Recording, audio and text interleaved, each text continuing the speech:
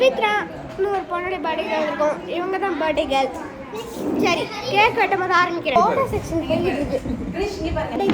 Cake வெட்ட போறாங்க. Cake வெட்டும் போது இவங்க கேக் வெட்ட போறாங்க.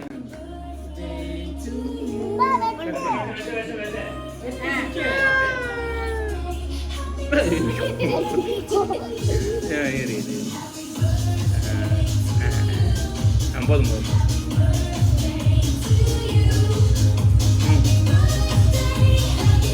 எடு எடு நினைச்சி கொண்டு ஏற்கல அங்கே பாரு அடைக்காது அங்கே பாரு எடுத்துட்டியா பாரு அங்கே பாரு ஆயா பாரு அம்மே